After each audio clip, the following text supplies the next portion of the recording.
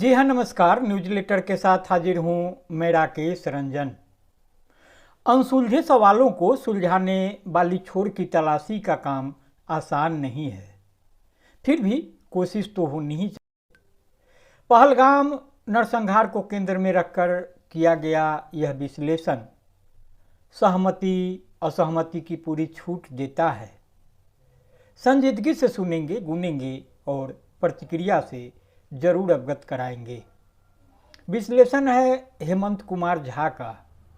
Kumar Jha Pataliputra university में associate professor हैं, पुराने पत्रकार भी हैं। समसामयिक विषयों पर लेखनी उनकी चलती रहती है। हेमंत लिखते हैं कि उन्हें पता था कि निर्दोष पर्यटकों की हत्या कर देने से उन्हें कश्मीर नहीं मिलने वाला है।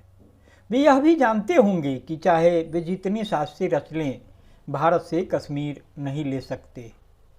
तब भी वे क्यों इस अंतहीन रक्तपात में उलझे हैं और दोनों देशों की मेहनतकश जनता को उलझाए हुए हैं।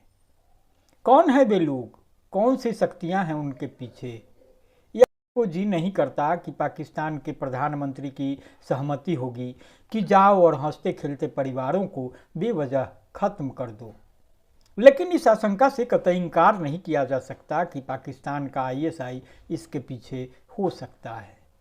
आईएसआई कोई घोषित आतंकी संगठन नहीं, पाकिस्तान की सैनिक संरचना का एक महत्वपूर्ण अंग है, जिसमें पाकिस्तान के नागरिकों के लिए गए टैक्स के पैसों से पाले जा रहे फौजी अफसरान नियुक्त हैं। जैसे ही हमारे यहाँ उसी से मिलता जुलता एक संगठन रॉ है। इस संगठन में चुने हुए जहीन और तेज तर्रार आईपीएस अफसरों के साथ ही देश की अन्य सेवाओं से भी अफसर प्रतिनियुक्त किए जाते हैं। 17 दिसंबर 2014 को पाकिस्तान के पेशावर शहर में स्थित एक स्कूल में आतंकवादियों का हमला हुआ और उस हमले में 132 बच्चों समेत कुल 140 लोगों की निर्ममतापूर्वक हत्या कर दी गई। यह मानव इतिहास के कुछ बेहद क्रूर सामूहिक हत्याकांडों में एक था। पाकिस्तान में यह चर्चा आम थी कि इस क्रूर हत्याकांड के पीछे भारत के रॉ का हाथ है। जब मैंने खबर पढ़ी कि इतने सारे मासूम बच्चों की निर्मम हत्या का आरोप हमारे देश के खुफिया संगठन पर लगाया जा रहा है, तो दिल यह मानने को कतई तैयार नहीं हुआ। सही है कि तमाम देशों के ऐसे संगठन परोक्ष तौर पर बहुत सारे ऐसे अभियानों में संलग्न होते हैं जिनमें टारगेटेड हत्याएं होती है, लेकिन 132 बच्चों की हत्या, आखिर उन मासूमों की हत्या से कौन सा उद्देश्य सध सकता है? नहीं, हमारे लोकतांत्रिक देश का कोई संगठन ऐसा दुष्कृत्य नहीं कर सकता।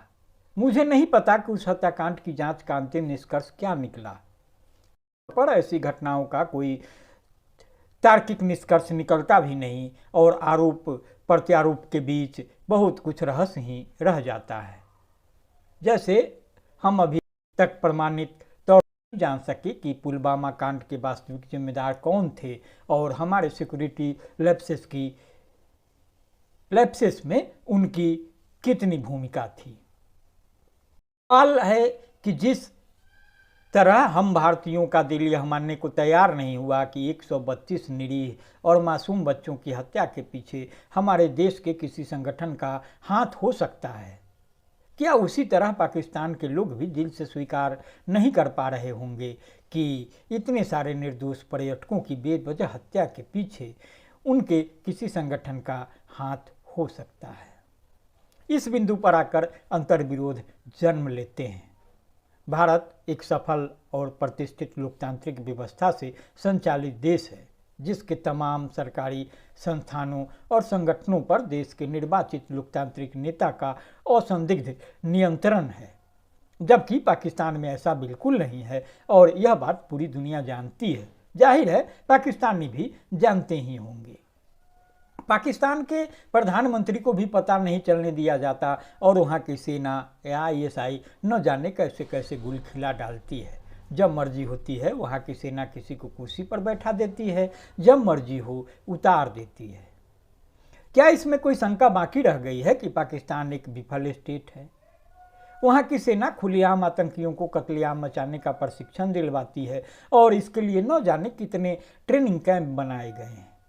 आज ही एक वीडियो देख रहा था किस तरह आतंकवादियों का समूह मदरसों में पढ़ने वाले छोटे बच्चों और किशोरों का अपहरण कर उन्हें अपने प्रशिक्षण कैंपों में ले जाते हैं और ज़बरदस्ती उन्हें आतंकवादी बनने का प्रशिक्षण देते हैं।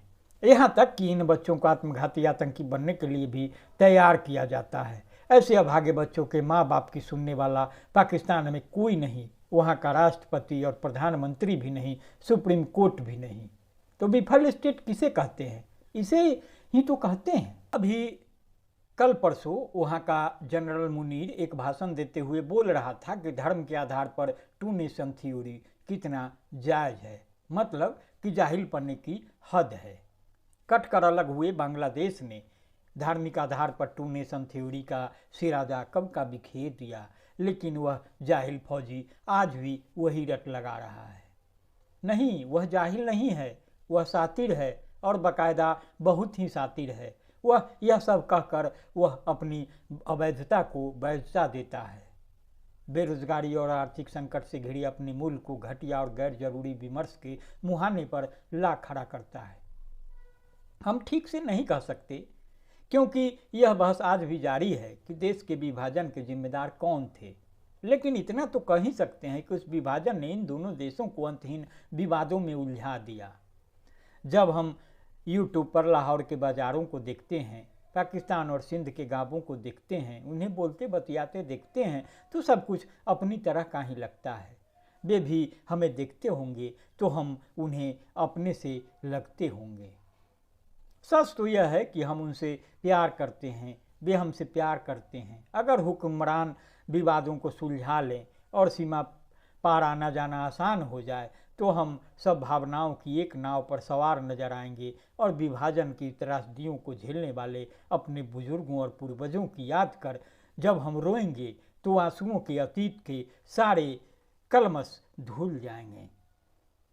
लेकिन नहीं, वहाँ की कट्टरता यहाँ की कट्टरता को मजबूत करती है, यहाँ की कट्टरता वहाँ की कट्टरता को मजबूत करती है, बीच में पिसती है इंसानियत। हाशिए पर चले जाते हैं ऐसे सवाल जिनसे दोनों देशों की मेहनतकश आवाम रूबरू है। जीवन की गुणवत्ता के सूचकांकों पर दोनों देश दुनिया के पैमाने पर रसातल में नजर आते हैं। गरीबी, बेरोजगारी, क्वालिटी शिक्षा के अभाव, अच्छे चिकित्सा तंत्र के अभाव से दोनों देश त्रस्त हैं, लेकिन दोनों एक दूसरे के खिलाफ हथियारों की होड़ में लगे हैं और जनता के हितों में लगने वाले संसाधन एक दूसरे के घात प्रतिघातों से बचने में लगा रहे हैं। हमारी तरह दिखने वाले, बोलने बतियाने वाले, साझी संस्कृति की अतीत से विकसित होने वाले लोगों के हुक्मरान चीन में अपना मित्र तलाश रहे हैं। वे हुक्मरान अपने देश के नैतिक नेता नहीं, वहाँ के सैन्य तंत्र की कठपुतलियाँ हैं और यह सैन्य तंत्र पता नहीं किन शक्तियों की कठपुतली है। पता नहीं किन हथियार कंपनियों के कितने एजेंट उस तंत्र में भरे पड़े हैं। ऐसा तंत्र जिसे भारत से दुश्मनी पालने में ही अपने अस्तित्व की निरंतरता मिलती है। तो एक निहायत ही खूबसूरत जगह कश्मीर की दुर्दशा कर दी इन सब ने मिलकर। जिन लोगों को भी देश के विभाजन की जिम्मेदारी है, उन्होंने जुल्म कर दिया दोनों देश की आने वाले पीढ़ियों के लिए। जब से हमने होश संभाला, कश्मीर में अशांति और इस कारण दोनों देशों में तनाव की खबरें ही सुनी। न जाने कितने लोगों की हत्या हो चुकी होगी अब तक इस अंतहीन विवाद में। हमारी पीढ़ी मर जाएगी एक दिन, हमारे बेटे बेटियों की पीढ़ियों को भी भोगना होगा इस विवाद और तनाव को। न जाने आने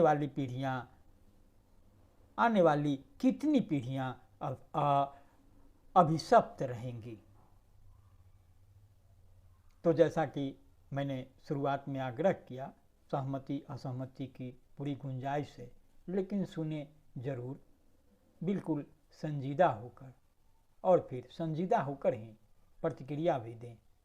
आपकी प्रतिक्रिया का इंतजार रहेगा। लाइक करेंगे शेयर करेंगे। नमस्कार।